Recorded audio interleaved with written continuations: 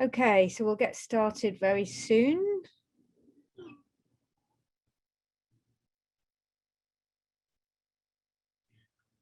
Okay, we've still got a few people joining, but I think we'll start since it's a couple of minutes after time. So welcome to the April 2021 Food Thinkers.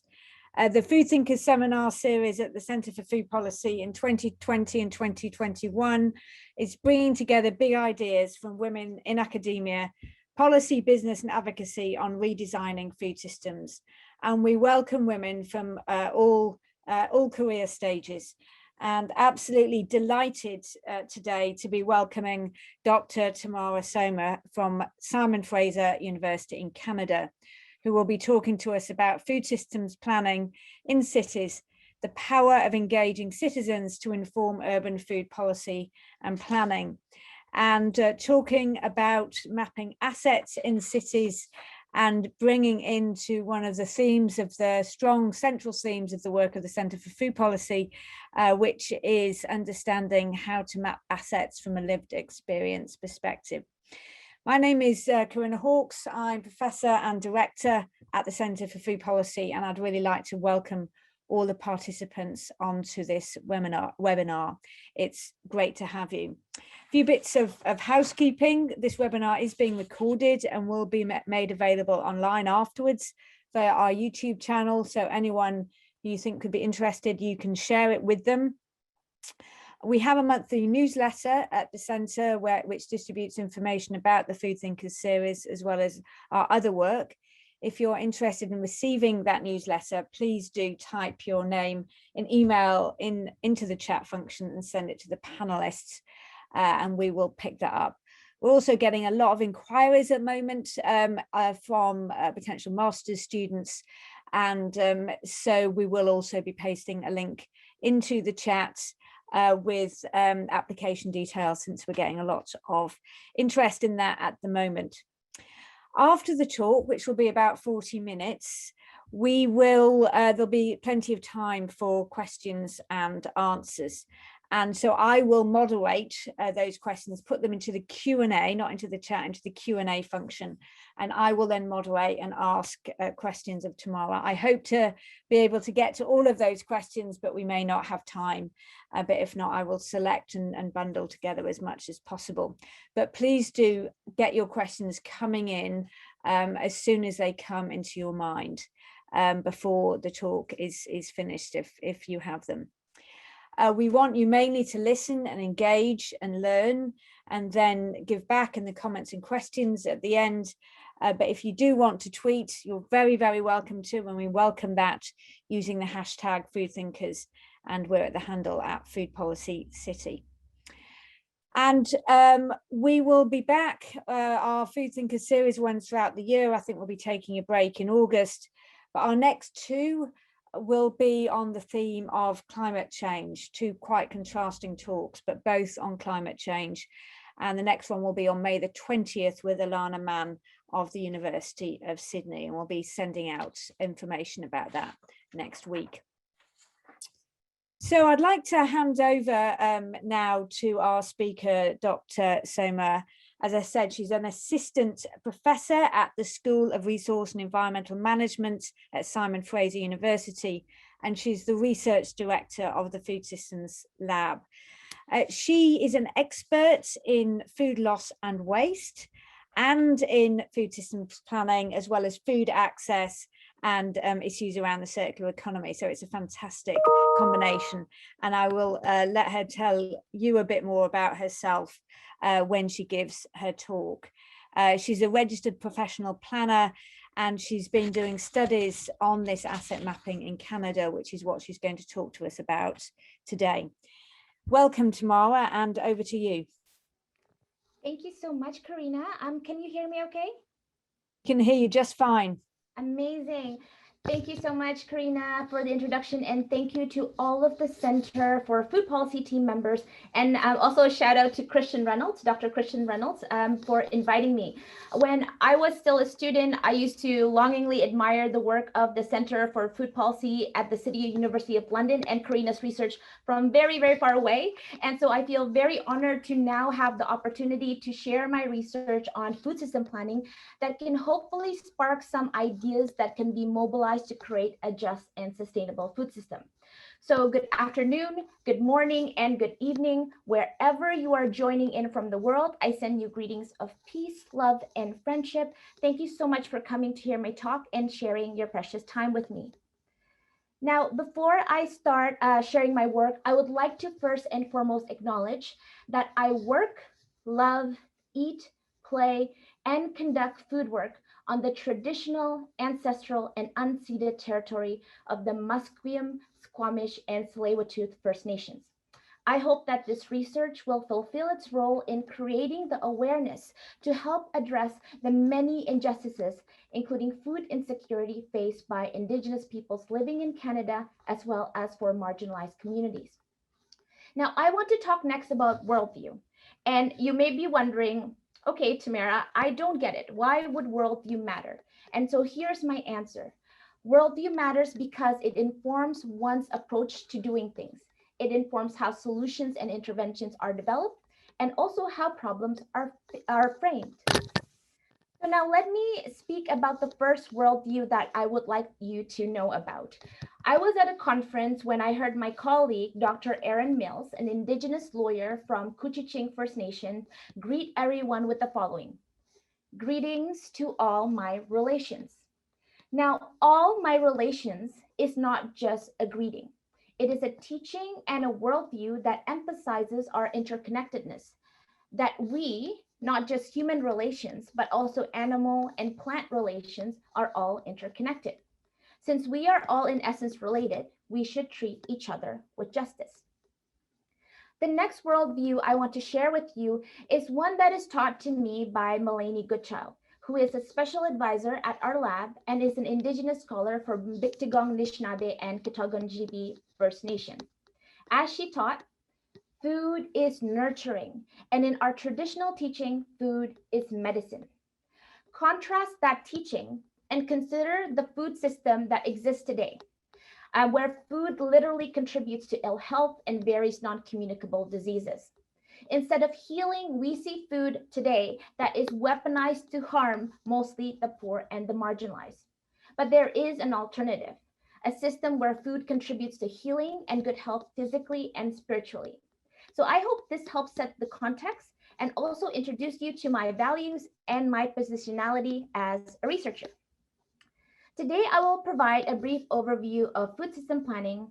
I will then introduce you to food asset mapping and highlight the potential of integrating food asset mapping with citizen science. I will also introduce you to a creative research methodology called Photovoice, if you have not heard of that yet, which offers a great way to integrate community voices and experiences. And I will also then highlight key findings from both phases of my work and conclude the presentation. So just a short introduction about the Food Systems Lab for those of you who are new to my work at Simon Fraser University. I'm an assistant professor and research director at the lab. The Food Systems Lab is a collaborative, interdisciplinary research and social innovation lab. At the lab, our team works very hard to achieve the vision of a just and sustainable food system for all. And we conduct work covering various SDGs, including Sustainable Development Goal 2 on zero hunger, Sustainable Development Goal 3 on health and well-being, SDG 11 on sustainable communities, SDG 12 on responsible consumption and production, and SDG 13 on climate action. I am so fortunate to teach dream courses, my literal dream courses on food system planning and sustainability at Simon Fraser University. And my research areas cover food loss and waste, food system planning, food access and mobility, circular economy, and most recently, food and outer space. Yes, you heard it right, interstellar food planning. I also want to give a shout out to the Food Systems Lab team members who work on this project. We are quite a diverse team with a passion for improving the food system. And so here are their lovely faces. Now, when I started my career as a food system planner over a decade ago, food system was absent from urban planning consideration. And this absence is quite baffling because, as renowned author and architect Carolyn Steele wrote in her book, Hungry City, which many of you may have heard of, without farmers and farming, cities would not exist. And planners Potacucci and Kaufman wrote the seminal paper, Food, a Stranger in the Planning Field, and highlighted the importance of food in enhancing the livability and well-being of communities. So what happens when food considerations are ignored in urban planning? The answer is that without food consideration in the development of human settlements, the health of the community, the environment, food security, and food resiliency will be negatively impacted. And food system planning does not just impact the everyday food activities of communities, it also addresses long-term resiliency and strategic planning in case of disruptions and emergencies such as this pandemic that we are all experiencing. So it is within this context that I feel very privileged to be amongst other planners called food system planner. The role of a food system planner is gaining recognition, which I'm very thankful for, particularly due to a growing interest at all levels of government in ensuring better food access, better protection of prime agricultural farmlands, and spaces that are critical for local nutritious and fresh food production. I also want to take this time to acknowledge my late mentor, Dr. Wayne Roberts, who recently passed away this year, who led the Toronto Food Policy Council and who nurtured many food systems planners in Canada and in the world, and is still an inspiration to so many of us until this day. Okay, so let's get started with the case study and the project. Our home, our food, our resilience is a citizen science Photovoice food asset project covering urban Vancouver, rural Port Alberni, and remote Terrace, British Columbia. They're all cities in the province of British Columbia. And today I will showcase our Vancouver case study. And the city of Vancouver, for all intent and purposes, seems to be the ideal place for food system planning. It has thousands of food assets, numerous urban agriculture sites, many food champions, and from a governance framework, the policies in the city seem to promote food security. It has a food charter, food strategy, and the city is also a signatory to the Milan Urban Food Policy Pact. However, there are massive issues around inequality, gentrification, high living costs. I don't know if you know, but Vancouver is the top 10 most expensive city in the world. And there are also massive issues around poverty and food insecurity in Vancouver. And with food insecurity, this issue often impacts the most marginalized community, particularly Indigenous, racialized, and new immigrants. So this hopefully helps set the context of the environment that we are working in. Now let's talk about food asset mapping. I'm not sure how many of you have heard about this tool. Maybe you can say in the chat if you've heard about food asset mapping before this presentation. But food asset mapping is an emerging tool that is growing in popularity in various municipalities. Scholars have argued that food asset mapping can help provide a baseline of a city's food assets and infrastructures to support community food security. And most food asset maps are developed by policymakers, planners, public health practitioners, academics, but may not necessarily be led by community members themselves. And food assets, for those who are new to the term, includes infrastructure that maintain food secure communities. This may include farms, food processing center, food enterprises, retailers, community gardens, community kitchens, and more. However, it is important to note that there really is no consensus on what is meant by food assets. And the content of food asset maps really depend on who contribute to the identification and categorization of said assets. So based on who is included and who gets to define, it may be possible to neglect important spaces and places such as informal food spaces, cultural assets, indigenous food spaces, etc. Currently, most food asset maps that you will find will typically look like this, with icons identifying different categories of assets, such as free or low-cost meals, free or low-cost grocery items, and there are many, many more, community gardens, school food programs, you name it. And online food asset maps like this are basically wayfinding tools to help users or community organizations direct people to relevant spaces. And many municipalities, at least in Canada, use Google My Maps, and there are different categories that can be included in a food asset map.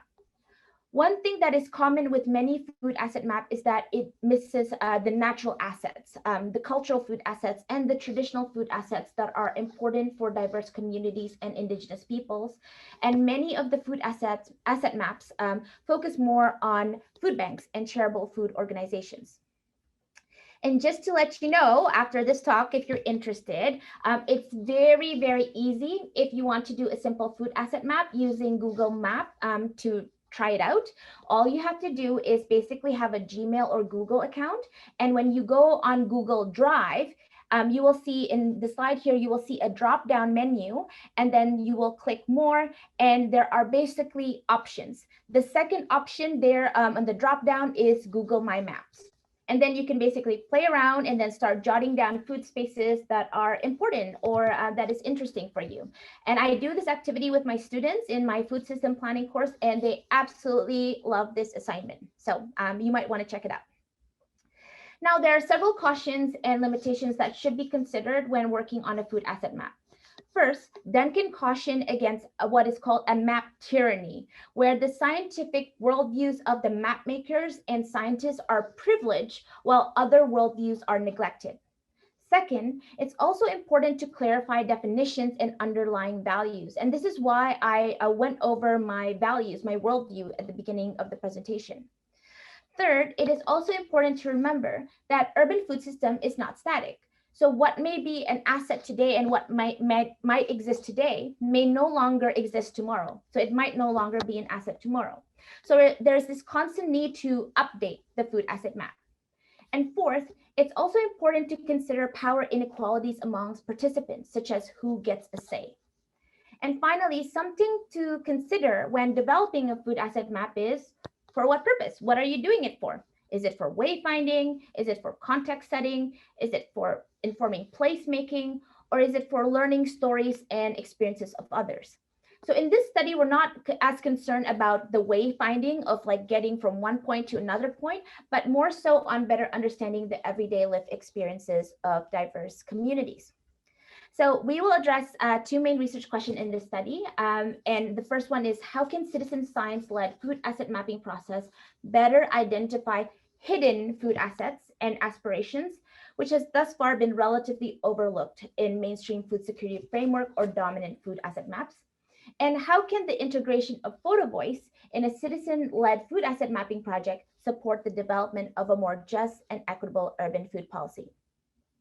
So we had two phases of the study, and this is a study that's been running since 2019. It's still ongoing in the other locations. The first phase was a community food asset mapping charrette and focus group with 20 community members. During the charrette, we collaborated on identifying important food spaces in the city and also discussed the meaning and processes around food asset mapping. The next phase was a citizen science-led Photovoice with 10 diverse community members to better understand the on-the-ground experiences through photography and storytelling. And Photovoice, for those of you new to the term, is a qualitative method that merges photography with interviews or focus group to discuss the meaning behind the photos taken by the participants. So now I will discuss the findings from our first phase, which is the community charrette. Okay, so in terms of the main findings that came out from the charrette, 4 key themes emerge. First, the participants questioned the approach to food asset mapping, and several, in fact, questioned the use of the term assets. Second, the participants noted the common gap or the common occurrence of missing voices and representation. Third, participants in the community food asset mapping project noted that food assets have been identified in various maps and they are not actually inclusive or accessible at all. And finally, there is a gap in considering the natural environment or ecosystem in contributing to food security. So when it comes to theme one, more than just assets, Howard noted that he feels, and this is a quote from one of the participants, Howard noted that he feels uncomfortable about using the term assets, as this may be viewed as trading food from a capitalistic approach and is basically an assignment of value. And the fear is that if something is not identified as an asset, therefore it may be considered as of no value and therefore might be quite problematic. So that's one thing that was noted in terms of the actual definition and the terms used. The next theme is around representation and who gets a voice. Participants like Amanda asked, well, whose voice are being represented and who is invited to the table to define food assets? In her case, she spoke about how seniors' needs are often left out of the conversation. Another theme is that regardless of the many food assets that exist in the city of Vancouver, and that the fact that there is no lack of food availability, the main issue is around accessibility, whether it be affordability or just access alone. Food assets that have been identified may not be affordable. Community gardens, which are based on plots, have very long waiting lists, and it's obviously exclusive to that individual who has the plot. A farmer's market may not be a welcoming space for low income or racialized community members, and some food banks ask for proof of income to obtain food. And these experiences all make food assets inaccessible for community members. And finally, there is a gap or missing consideration around natural food assets and a heavy emphasis on the built environment.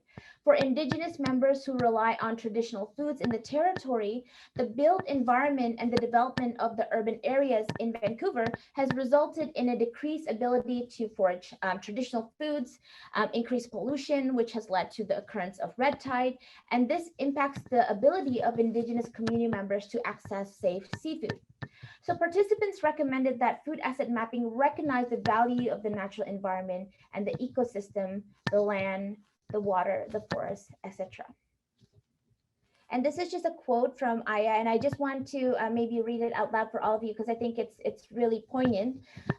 In my culture, when the tide went out, dinner was served because that's where the food is. And now with all of the resource raping of our earth, when the tide goes out, now we got to worry about red tides.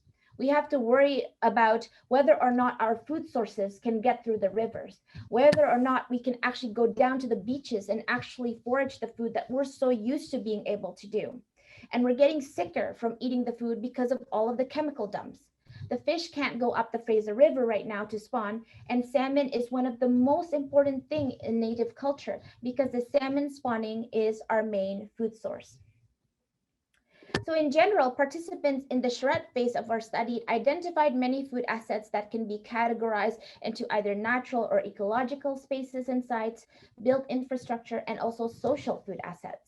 There's also consideration around formal spaces and informal spaces of food sharing and gathering, and community members noted that both formal and informal spaces are very important to them. Okay, so let's talk about the Photovoice phase of the project. So as I mentioned, this is a citizen science-led research project, and citizen science research is a method that relies on non-scientists to collect data. And the use of photography in Photovoice provides a tool for storytelling for the citizen scientists to counter stereotypes, to empower participants in a research project, and to provide dissemination strategies to influence policymakers and key stakeholders. So we were so lucky, my team and I, to have had the opportunity to work with such amazing citizen scientists. In our recruitment, we were focused on inviting diverse communities from different backgrounds, Indigenous peoples, people of color, low income, people with diverse gender identities, seniors, those with disability, former youth in care, and more. And the citizen scientists received training and honorarium to participate in this project. They were given a lot of freedom and independence to define and identify their food assets and scope.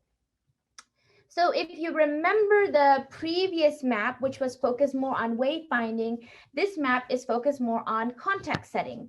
And the value of the Photovoice approach is that we get that context, which is missing from the typical food asset map. It helps us understand what community members experience, their perspective, and their aspirations for the future of food in Vancouver. So here is an example of how a Photovoice food asset map can look like, which, as you can see, gives a sense of communities' experience and aspirations.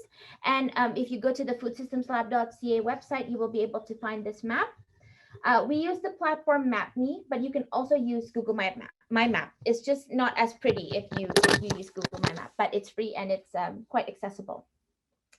And so let's now move on to the findings from the Photovoice study.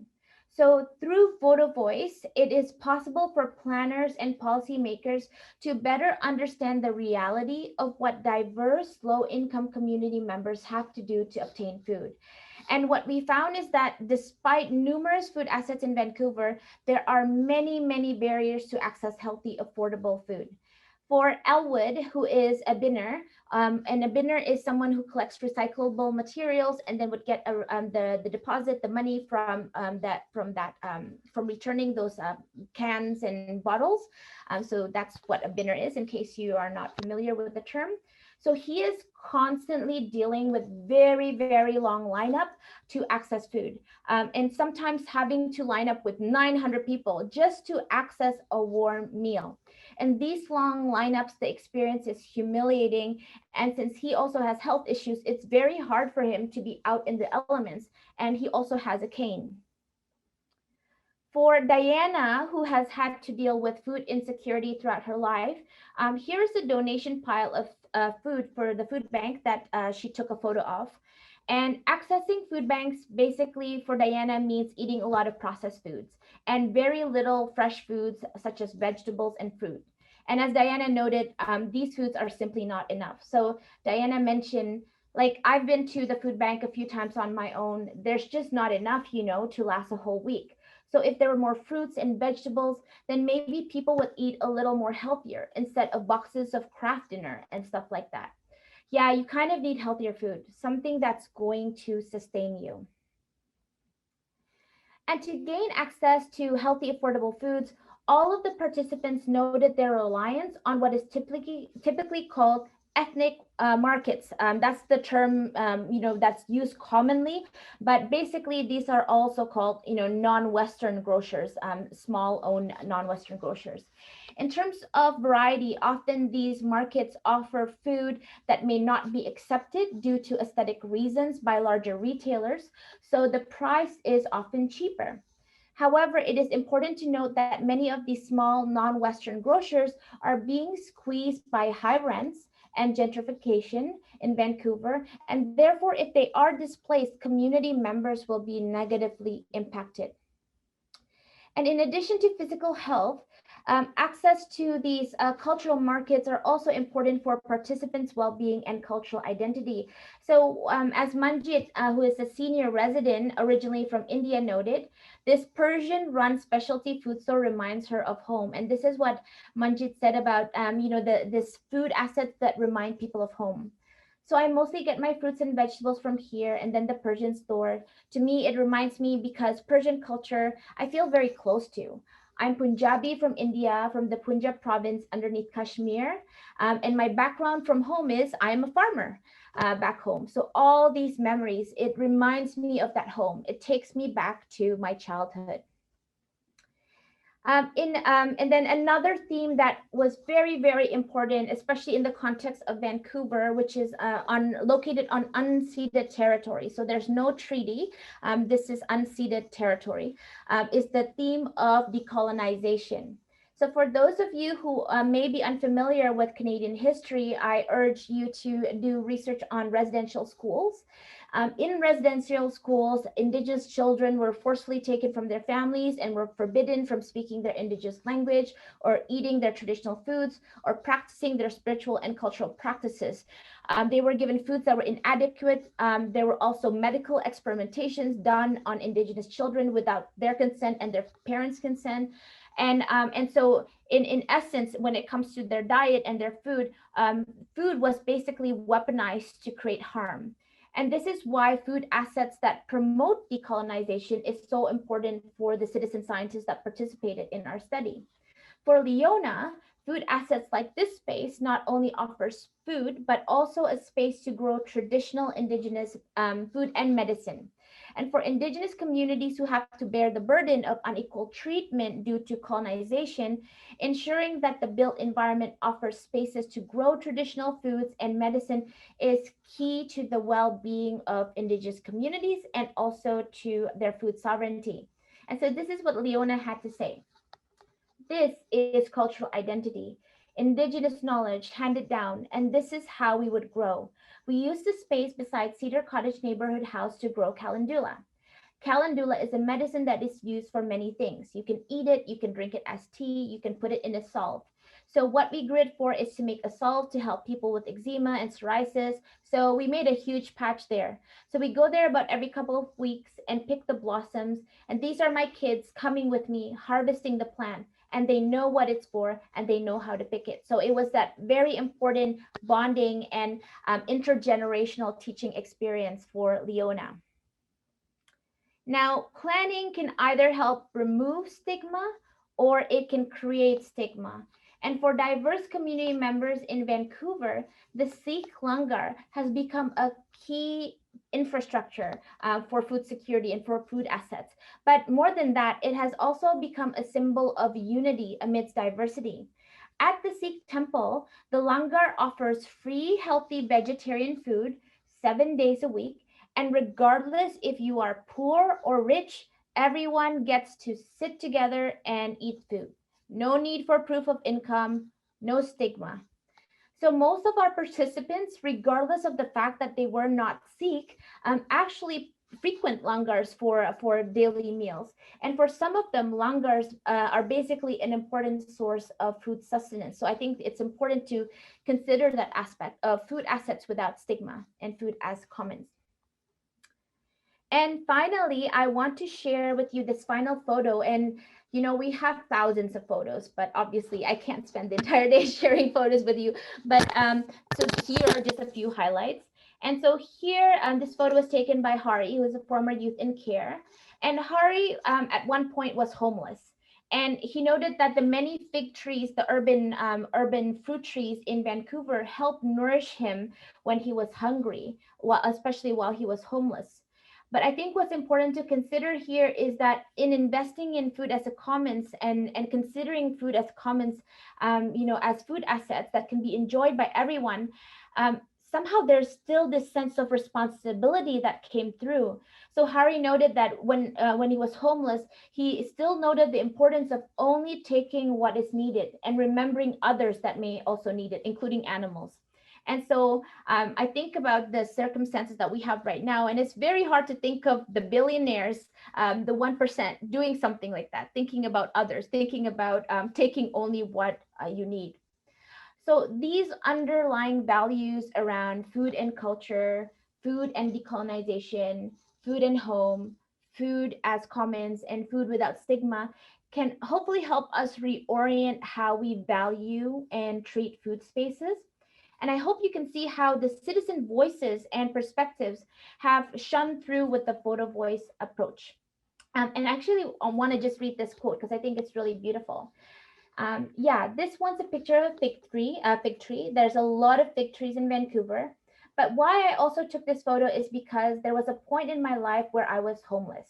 And sometimes I had to rely on walking around the neighborhoods and gleaning from the different trees that had fruit. But there's lots of trees in the city back there. And I think that people should try to respect and take only what they need. I think that principle is missing a lot from a system that actually incentivizes taking what you don't need. And I think as a food loss and waste scholar, I can really see that connection to my other areas of research. So to conclude, there is still no consensus, but it may be worth revisiting reframing of the term food assets. Again, there's no agreement yet, but some of the framing alternatives can include food as relations or food as kin, as we discussed in the indigenous worldview. An alternative framing may shift the way we view and treat food in general, which currently is a very commoditized worldview of food. And secondly, it is critical to engage the communities that are commonly marginalized and face the burden of food poverty. This is particularly the case in food asset mapping, so as to ensure that important voices are not missed, so that we ensure that people who need to be at the table are actually invited to be there. And furthermore, Photovoice is a creative approach. It was a fun approach, and the citizen scientists that took part in our project actually asked, when's the next Photovoice project? You know, they had so much fun doing photography, many of them for the first time, and so it was a really great skill that they felt was very useful for them. But beyond being a creative and fun method, it can also provide context for policymakers, planners, and public health practitioners, as well as urban designers, to better understand the everyday experiences, stories, and aspirations of community members as it pertains to food. And in taking a citizen science and Photovoice approach, it is my hope that this research can contribute to better understanding issues on the ground and therefore improve community food sovereignty and support healthier communities. And so thank you again. Terima kasih, that's in Indonesian language, for this opportunity to be a part of this program. And please do feel free to connect and get in touch with me via email, LinkedIn. I'm on Twitter and social media. And you can also learn more about my research and our team's work at foodsystemslab.ca. So with that, I am sending all of you peace and love, and I'm very, very happy to answer any questions you may have. And I think that's it for me. Fantastic. Thank you so much, Tammara. That was fascinating and really interesting to learn about the study and approach and the positionality. And I found it very well put together and really fascinating what you've done, and with some important implications, I think. And we've already got quite a few questions coming in, so I will go to those questions for you. You can, if you want to stop sharing your screen, then we'll be able to see you. So the first one is from Anka. She asked, could you elaborate on the recruitment of such diverse participants? Was it hard or easy? And what would you recommend about how to go about it? And Jess has a similar question. Please, could you explain how you recruited the Photovoice participants, and were they also involved in the charrette? Thank you. Thank you so much. And those are great questions. And I think it's actually core to the research process itself. So before we started with this project, we actually spent a long time, we spent quite a time to build relationship with various community food organizations and community members in the city of Vancouver. And so the first part that I always would say is the importance of building relationship. This is not a parachute type of research where a researcher would go in and out. These are long-term relationships for 7 generations and beyond. I would hope so. And so the first thing that we did, of course, in addition to the kind of the casual aspect of building the relationship, is also to work with community organizations to share the recruitment materials and to reach as far as possible to many members of the city of Vancouver. And in terms, so we had a lot of interest, but obviously what we wanted to do was to make sure that any community members who participated were provided with a living wage. So not just a token honorarium, but an actual living wage, because this was a highly intensive research project with multiple meetings, photography and interviews and what have you. And so because of that, we were only able to fully support 10 community members. So in that case, we just wanted to make sure that there is that representation, that in the first community asset mapping charrette were identified as people that were often missed. So seniors, indigenous peoples, youth in care. So youth in care in Canada are basically youth that are either in the foster home. And in Canada, what happens is after the age of 19, they are then kind of left on their own without any support. And the foster family do not necessarily need to support them anymore. So former youth in care, they're very, very important also for our research. And so that's kind of how we approached the work. And we will say that we had a lot of interest from community members to participate, because I think the photography piece was also something that community members mentioned was very interesting for them. So it's a fun, engaging, very interactive project. I hope that answers your question a little bit.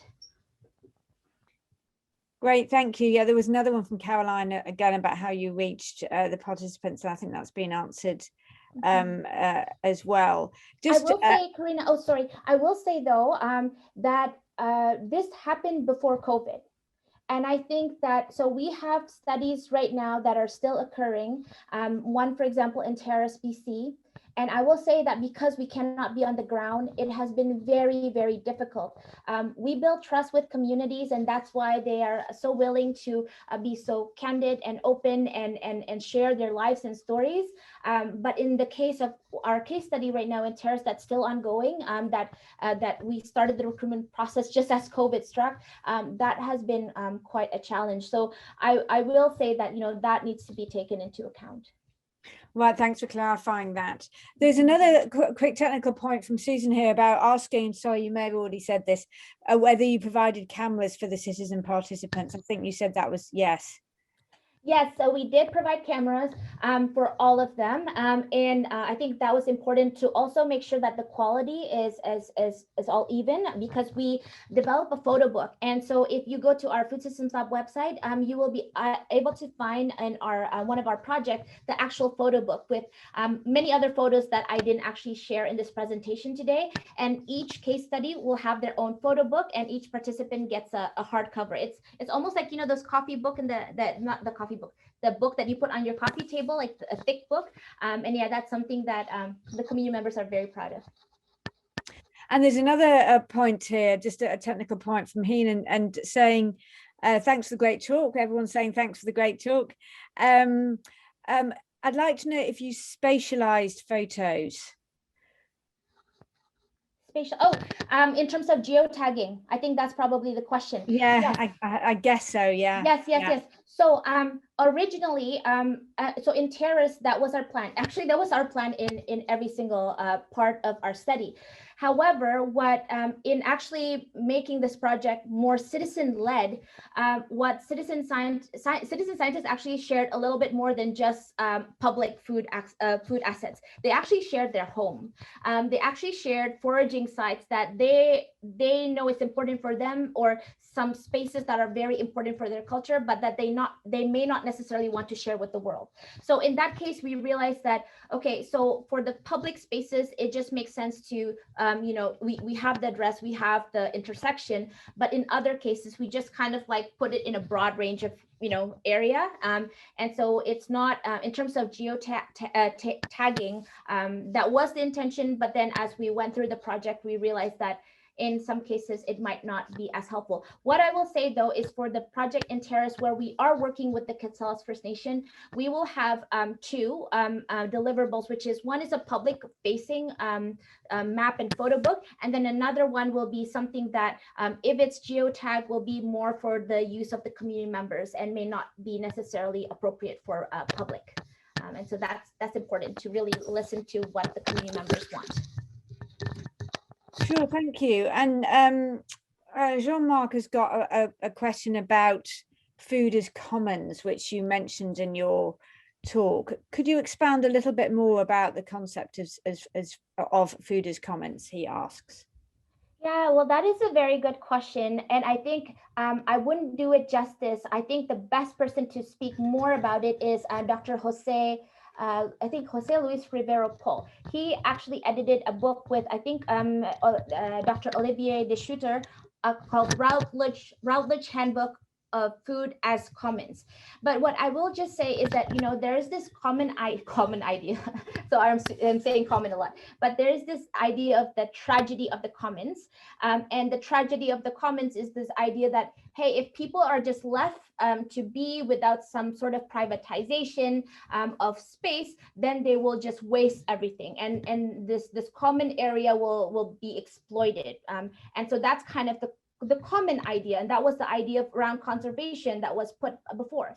But I think this idea of food as a common that Hari so beautifully noted in his quote is that the fact that there are urban fruit trees that are accessible for everyone, for the public, that is a common area that can be accessed by people.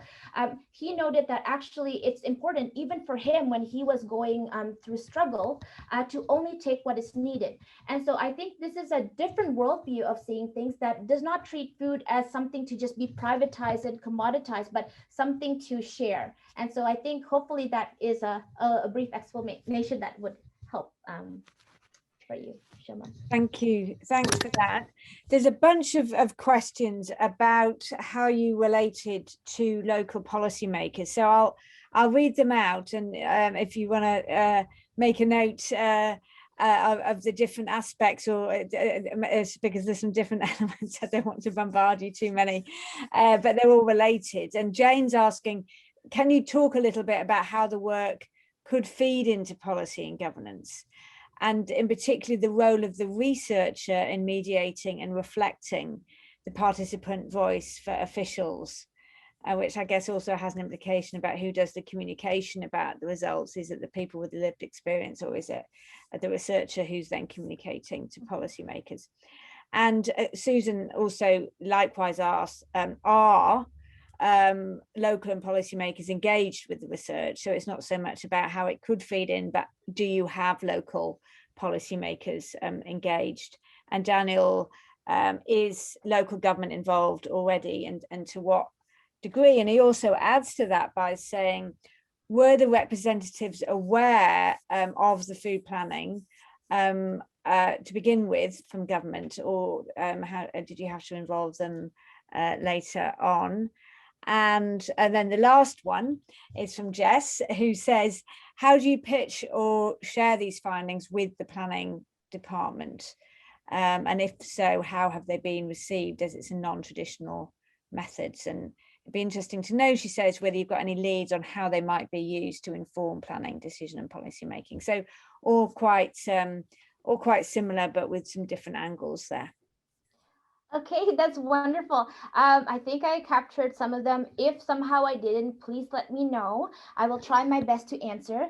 So in terms of how the work could feed into policy and governance, and also just kind of, and that I think the question was around, do the citizen scientists themselves actually get to share their perspectives with officials or with people who are decision makers, or is the researcher kind of the mediating force?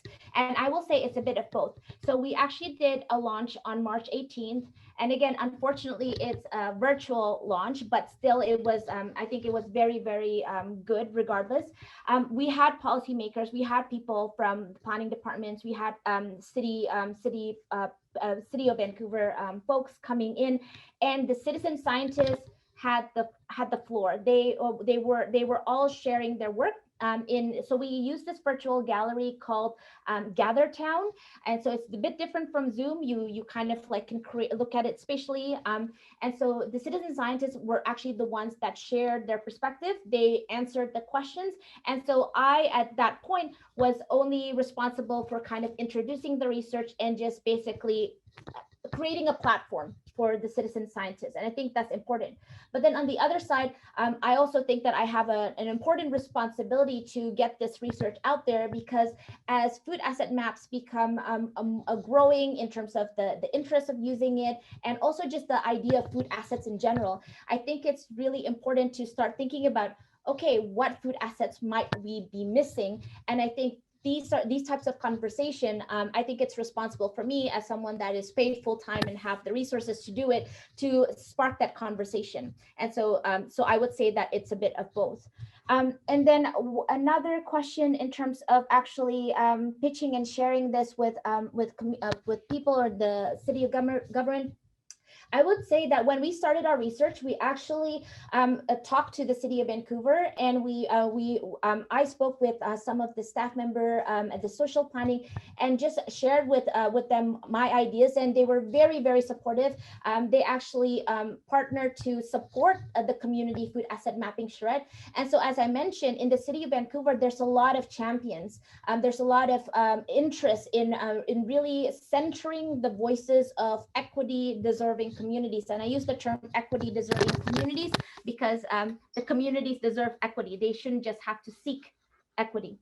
And so I think that because we are just wrapping up this Vancouver project right now, we are getting there, and we are starting to, you know, spark and create that conversation. And hopefully all of you attending today can share the word even farther to other urban areas and other municipalities. But I'm very, very hopeful. That is what I will say. And there's a lot of people in the city that is listening, that is hearing, and that is hopefully going to use this research to create better, more inclusive food spaces for community members.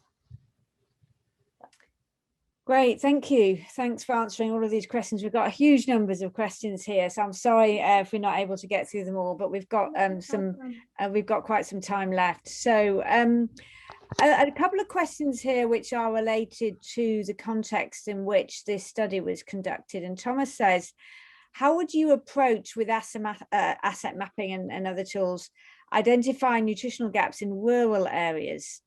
And he gives the example of those predominated by subsistence farmers.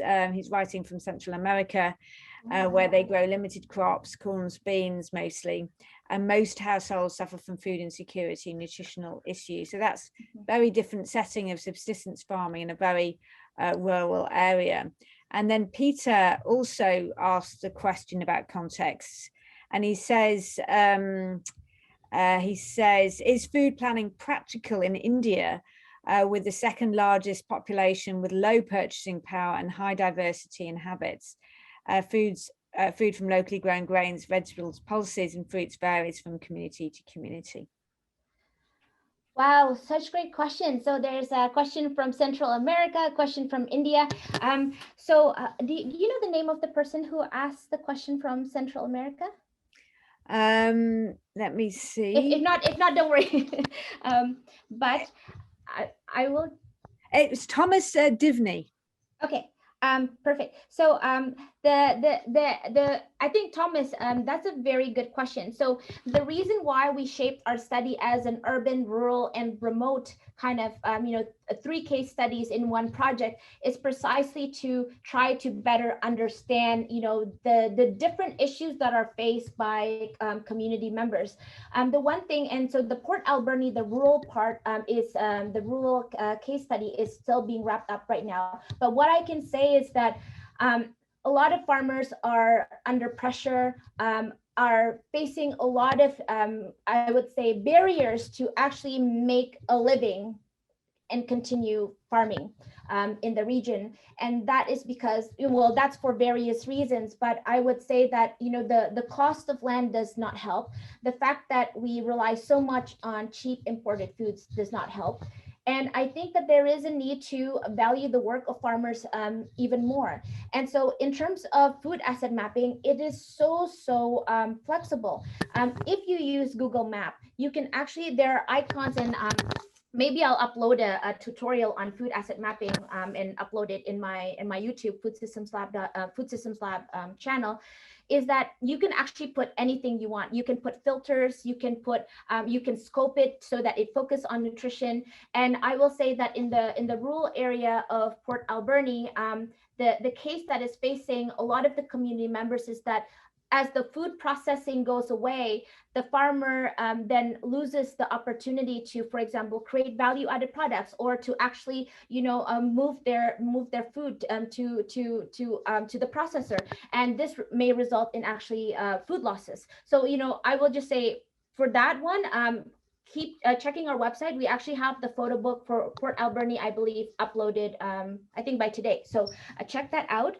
In terms of food system planning in India, I think it's so needed. And I'm coming from Indonesia. So I'm originally from Indonesia, born and raised, and I started considering food system planning in Indonesia for my PhD dissertation. So that's my work during my PhD was on household food waste and food consumption in Indonesia. And the reason why food system planning is so important is because in many areas, like I'm not familiar too much with India, but in Indonesia, a lot of prime agriculture farmlands are basically being paved over for malls, for giant malls, for big developments, for gated neighborhoods and estates. And so what happens with that is that you lose a lot of access to land that is important for food system resiliency. And another thing in terms of planning, so we have an issue in Indonesia where supermarkets, so modern supermarket, there's a big revolution in Indonesia where modern supermarkets are basically impacting, creating a decline of traditional markets. And there are actually laws around zoning for modern supermarkets, but it's not followed, So I think what's really important is that food system planning is not something that's just for global North countries, but it is very, very important to consider for the food system resiliency of global South countries. So definitely go for it. Or you can email me and I can share with you some work in Indonesia. Thank you. And another point around taking the methodology perhaps a bit further in the direction of nutrition. Runak says, is it possible to use this method to also map nutrition information, giving the example of perhaps gluten-free products or something like this, and to use asset mapping in a more nutritionally oriented way, to kind of, as she said, to use the term to filter it further, to provide added levels of detail? So in terms of nutrition mapping, well, the thing is asset mapping is quite flexible, but the only thing is you're mapping something, right? So you're either mapping a place, you're mapping some sort of space, or you're mapping where a particular food is located. So if it's the latter, if it's you're mapping a particular food, I know that ethnobotanists have used these types of mapping where they would map, important plants or cultural keystone species such as salmon and moose, so these can be mapped. I'm not 100% sure in terms of like kind of the gluten, but what I can say is, what I can recommend is, if you're interested, if you have gluten allergies and you're interested in mapping out all of the different retailers or restaurants or shops that offer a lot of gluten-free food, then what you can do is you can use Google My Map, and then you can start plotting all of the icons, and then you can provide information, because you can actually take a picture of the actual shop and then upload it, and then you can put a story, you can put a context, and you can actually say, you can be actually the curator, and you can say that, oh, I really, really love this restaurant. They have the best gluten-free pizza, and so it's so flexible. You can do a lot with this particular tool. Great, thank you. And just following up on the previous answer to your question, there's a couple more technical follow-ups about the methodology. You mentioned about paying a living wage. Kim wonders how you were able to do that.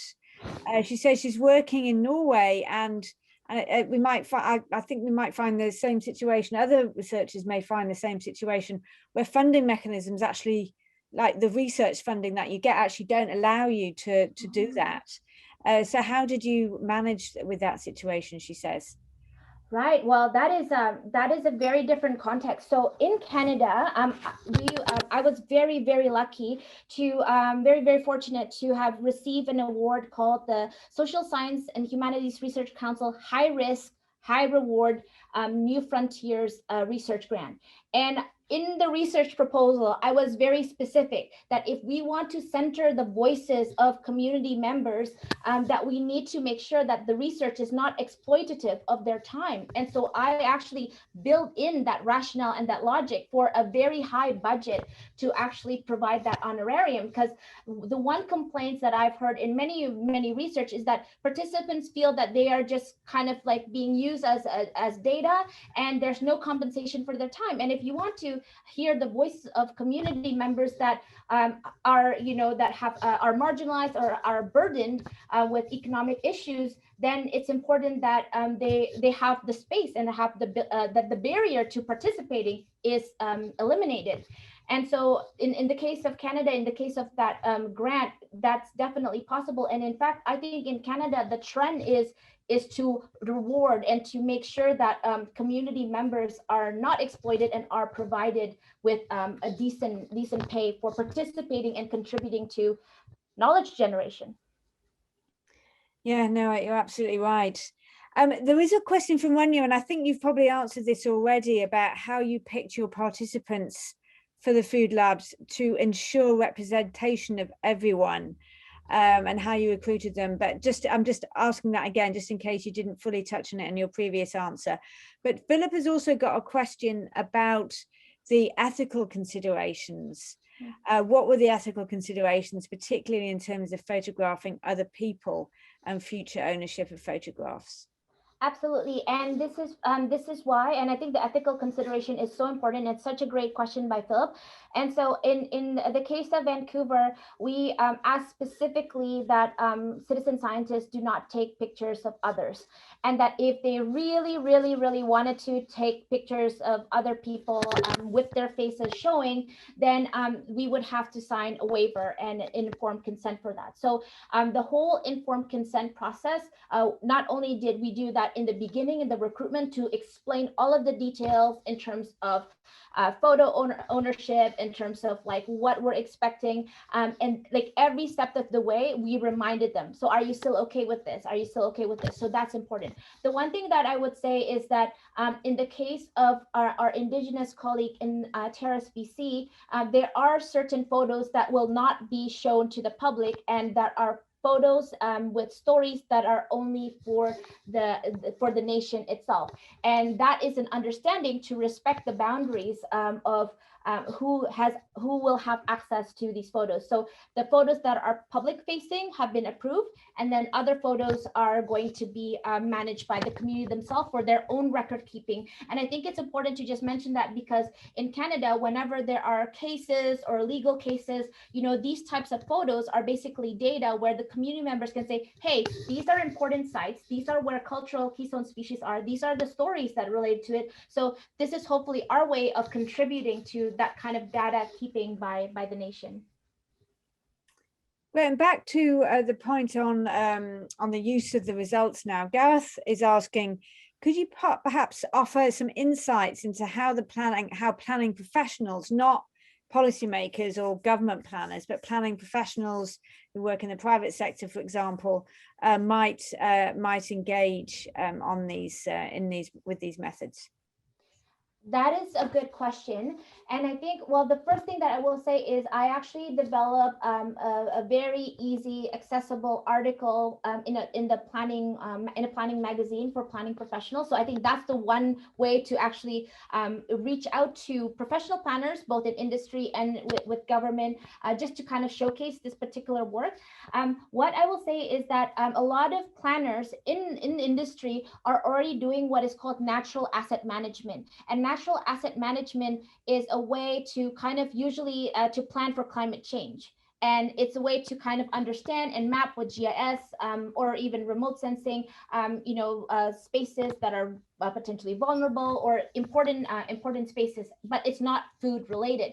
So this is just kind of another tool that would actually help showcase the citizens' perspective, because in planning, it's important even for private planners, to consult with community members to understand context. And in a way, this is one tool rather than just doing a typical focus group or doing a survey online. This is a way that you can get more context of on the ground experiences that a planner would just say, well, there's a lot of food kitchens or food banks here, so surely everything is covered. But when you realize, oh no, you have to line up with 900 people, and Elwood mentioned that in some cases he would line up, and then at the end they would be out of food. The place would be out of food. And then so in that case, it shows that you can line up all you want. There could be many food banks, many food kitchens, but at the end he might not even get the food. So that gives that on the ground context that planners might not know about. And yeah, so. And Ying Chen is writing from Taiwan, and also a registered planner, and says, following from what you said about how do you, going back to government though, about how the planning department could actually consider this type of planning into a master urban plan. I mean, is it the same answer in the sense that this is a tool that they can use to do it, or are there any particular insights about how this can become part of a big master plan? Mm-hmm. Wow, that is so grand. Well, the one thing why this might be a useful tool for a master plan is because the community members were actually asked about their aspirations for the future of their urban food system. And any master plan would usually consider not just the short term, but also a longer term approach. And in that case, these voices, these stories, these experiences on the ground, and the community's aspiration is so critical to planning. I mean, planning without understanding community's aspirations is, I would argue, not really good planning. So I think that this is a great way to understand that, and also to understand the use of space. And so some of the photos that I didn't show today showed some of the challenges and the barriers that the citizen scientists experience when they're trying to get food. And so in terms of master planning, it is possible to kind of use that context and see and pinpoint exactly where are some key problem areas that needs to be developed in a different way. So I hope that's a useful answer. Well, we really are firing the questions at you today, Tammara. Heavy going, but there's still absolutely scores coming in, really an extraordinarily large amount. So with a lot of praise for that very clear talk. Michael's got a question. Mike's got a question. Interesting one. He says, I wonder what you think about the notion of assets being a capitalist term. It seems that the term predates capitalism and is rather an indicator of values. I agree that different things will be labeled assets differently depending on who is doing the naming, but that does not make them assets. And if we don't think of them as assets, how do we think of them? So I think he's raising some questions about that term. I wonder whether you've got any reflections on that. Yes. Wow, Michael, very philosophical. I really love that question. And I will say that we thought about that quite a lot. The thing is, the whole asset-based approach is actually a movement, a progression from what was usually a deficient-based approach. So a deficient-based approach is where you kind of look at what the communities don't have, what they're missing, what, like, all of those kind of things. But an asset approach is based on the idea that actually we do have a lot to celebrate. We do have a lot of resources. The one thing that I will say that in terms of that, some of the concerns around the term assets is because of the context of Canada, the context of the unceded territory and the unceded land, where community members, particularly Indigenous communities, would have very important areas and spaces and places for medicine or like food growing and harvesting, where it would just not be it would not be considered as valuable, and therefore it might be developed, or therefore it might be there might be natural resource extraction that's inappropriate. So I think that is kind of oriented around a very capitalistic landscape. And so the kind of discomfort around that term is based on this idea of land that is unceded, so technically stolen, and therefore that creates a lot of discomfort. But I will say that it is not, there's no consensus, But some of the things that were mentioned by participants is that more relational approach to food, that it's not just an asset, it's really, well, it's an asset to so many more than just humans. Like we might make a food asset map that might be for us, but have you thought about the animals? Have you thought about other creatures, other people, that other beings, plants that require the whole ecosystem to function together? And so that's what Howard is trying to get into, that it might not be asset for us, but it's asset for other people, or other creatures too. So that's the discomfort, and maybe going into like a food as a kin or food as a relation is something that was brought up. But I will just say that there is no consensus, and I'm using this term because this is the term that most people are comfortable with, but I want to kind of problematize it to show that there's not an agreement that we should keep on using this term specifically. Well, on assets, you mentioned a bit about sharing. Lucy says she loves the idea of sharing, but she's based in the UK, and says that the idea of permission to access food that grows in a common area is limited. And she just wondered whether that's ever been a concern, and you've learned about that being a concern in your context. Yeah, and that's because foraging areas is limited. Not all spaces are open for foraging, even though food plants or bushes or trees are available. So there are limitations, there are boundaries, and I think it's important to consider that. But I think what's also important to consider in the context of Vancouver, which is very, very expensive to live in, where there's a lot of gentrification, and where a lot of communities are starting to be displaced because, well, they've been displaced for a long time, many of them who are not wealthy, is that it just becomes even more hurtful, because these are spaces that are so important for everyone, like what Aya was talking about with the coastal area, and how basically dinner is served when the tide is down, because you can just go there and gather all of the fresh seafood and the clams and what have you, and those places are no longer accessible. So I think it's important to remember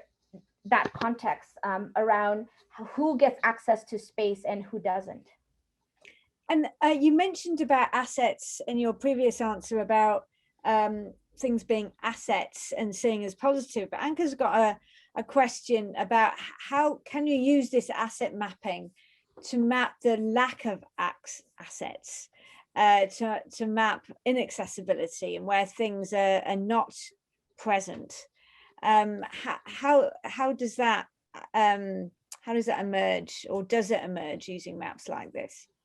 Yes, you can, absolutely. And it's all based on scope. It's all based on research design and the questions that you ask. And so in our research project, in addition to assets or places and spaces that are important and that are empowering for community members, we also ask questions around the barriers that they have to overcome, and also what they wish. And so one community member, I believe it was Leona, took a picture of this space of land that she said, oh, I just wish that this space of land is not doing anything. I just wish we could grow food here, right? It was kind of this barren space that is probably I'm not sure what the status of that land is, but yes, you can absolutely do that, and that's another useful way. So I would say that this is a very flexible tool that you can kind of like shift, and you can even do it from a tourism angle, right? So you might want to share the food and tourism, or the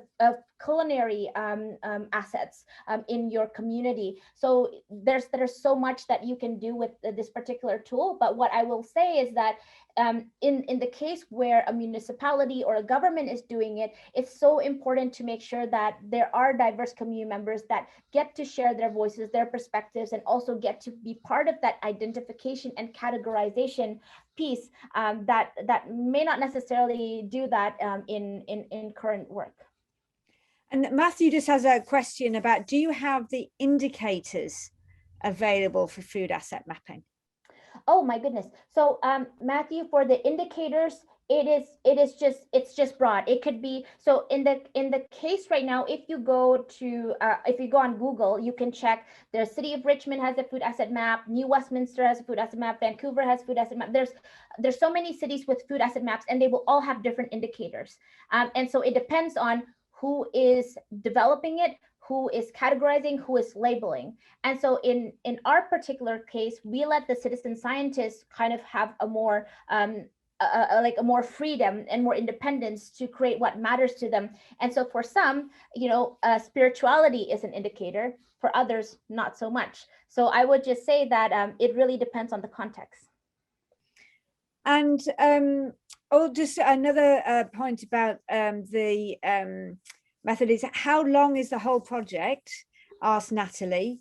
And do you add insight sessions with the citizen scientists? Can you explain insight sessions? What does that mean? Is that maybe more British? I'm not sure. I guess what is meant by that are sessions to reflect, I'm guessing here, but sessions to reflect on the results that have been. So if you prepare the results and then you go back to the group and ask them to reflect on it, I suspect it's that, but I'm not sure. Yes, of course. Okay, so that makes sense. Yes.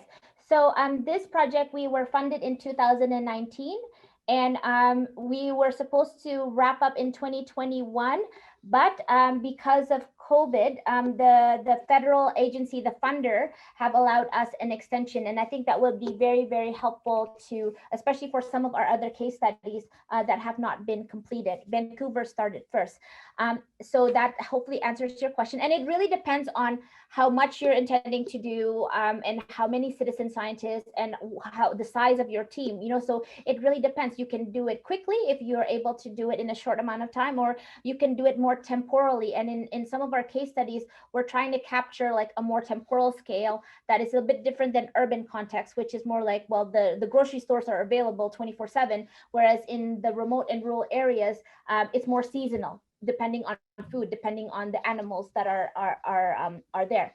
So that's one answer. The next answer is around that insight, or that kind of feedback mechanism. And that is so key for our project, because everything that we do, particularly around the public facing photos and the stories and how the community members are represented in the stories, that is approved by the citizen scientists. They approve it. They're like, okay, we're good with this. And once they approve, that's why we have the published photo book in our website. And yeah, we actually have printed a book, but not very much because the cost of printing. So hopefully you'll be able to download a PDF of it. Great, thank you. And Christopher asked, what did you discover through this research which surprised you or wasn't expected? Yeah, I think what really oh, that's hard, because there were so many surprises. But I think what I think is very, very important is that relationship piece. And I think that as a researcher, as someone that is often called an expert, quote unquote, it is really important to remember who are the true expert when it comes to on the ground lived experience. And I think that is a continuous learning, and it's also a continuous reminder for researchers to be humble. And so I would say that is important. Another thing that I think is important is that, again, often certain cities or certain communities are propped up as amazing. And I think that the city of Vancouver is absolutely amazing, but there needs to still be a lot of work, based on our work with the citizen researchers, despite the food strategies, despite the food charters, despite all of the good work by the many champions, we still need system change. We need structural changes, because it's not simply enough to just have the charities, the food charities, the food banks, and all of that stuff to be there to address the issue of food security. That's not enough. As you can see from the photos, like I actually didn't expect a 900 people lineup. That was a surprise for me. I didn't expect that if you line up that you might not get food. I didn't expect that. I just thought that you line up, you get food. And so there are these kind of details that I would not have otherwise known if it weren't for my engagement with the citizen scientists. And I think it's really important to center their experience. Great, thank you. I have to say this is, I think, a record in the length of time we've spent on questions. If we run until for another 10 more minutes, which we've got, it'll be 50 minutes of questions, so you're doing brilliantly. And Matthew's got a question about the distinction between asset maps for wayfinding, the municipal approach that tends to be used, and assets mapped intended to enhance citizen experience, which is what you've done in your project. So he asked, could you speak about the legacy value to citizens of the asset map as an ongoing community asset, and it's in its own right as a tool to enhance community lived experience itself?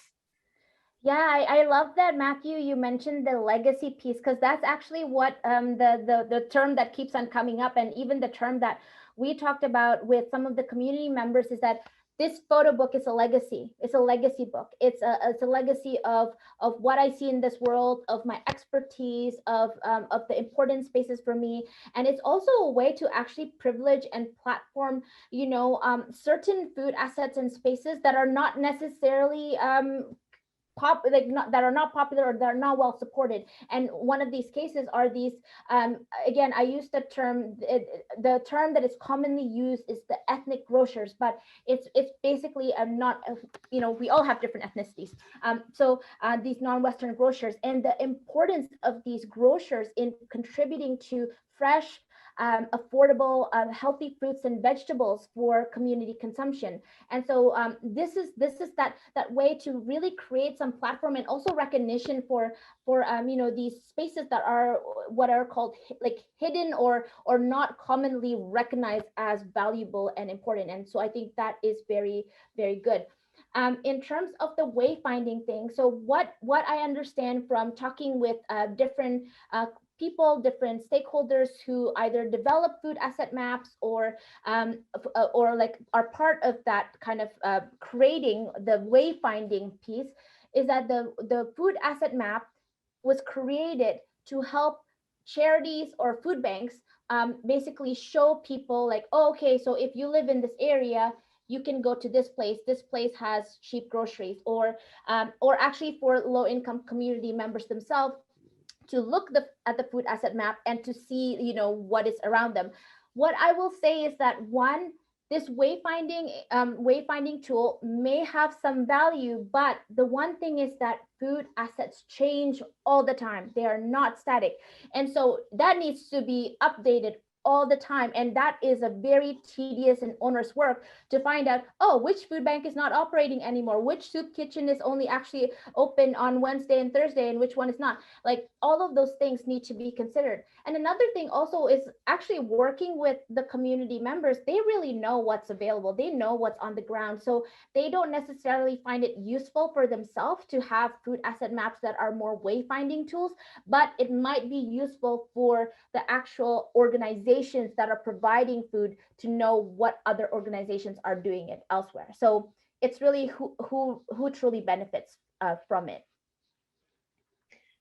Great, thank you. Just a quick question from Nevelina. Could you recommend some Photovoice training materials for others who would like to use it? Oh, there's so many. There are so many Photovoice training materials. You can even find some talks on YouTube on researchers that have been part of Photovoice training. And again, with Photovoice, you can make it as an interview, one-on-one interview, where where the participants take photos, and then they will do an interview with you, and you can go through the photos and say, okay, so tell me more about these photos. Why did you take this photo, right? And of course, you can also set the question. So you can say, I would love for you to take pictures of important cultural food assets in your community. And then that's kind of like the direction, and then the citizen scientist would do it. But there's also the focus group, where you ask different participants with a particular directive, and then they all come together, and then in a focus group, they all talk about their photos and experience, and they're all put on a table. So you can do it in many, many ways. But I think what's really good, and I think coming from me and my positionality and where I'm coming from, is that Photovoice can challenge stereotype. Photovoice, pick a picture is worth 1,000 words. So words, yes, picture is worth 1,000 words. So it can help give you a glimpse of other people and their lived experience and other families that may not necessarily be like you. And so that helps dispel stereotype, that gives the power to the people that's telling the photos and telling the stories. And so I think that's so valuable in research. Thank you. And there's a couple about policy recommendations, which are the last ones, because we've just got a few minutes left. What are your main recommendations for policymakers based on your work? Anya asks. And Angelia asks, based on your results, what do you think are the policies that should be developed? So I'll end with those two, and I incredibly apologize to those questions, including those answers earlier asked earlier on that I haven't managed to get to. But if you could answer what your policy recommendations are based on your work, that would be great, and then we'll close. Thank you. Perfect. And for all of you who have asked questions but didn't get a chance to be answered, please do connect with me on LinkedIn and also on social media, on Twitter. I would be happy to continue to engage with you and to keep on spreading the word. So thank you again for coming. And in terms of policy recommendation, my goodness, I have so many, but one is, please do make sure, like for planners and policymakers, to recognize that food is not only a right, but food is a public good.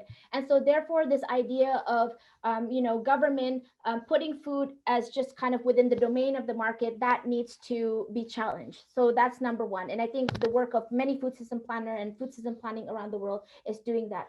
Another thing is, I think with a lot of planners, there is such an immense focus on the built environment and built infrastructure, but not that natural or ecosystem piece might be missing. And so in that case, planners, they don't necessarily need to be an expert on everything, but it's so important to work with ecosystem scientists. And in our team, we have ethnobotanists, we have archaeologists, we have people in the forest, like we have scholars and experts from all across discipline to help inform and complete, that policy making process. And so thinking as a system is a very important thing.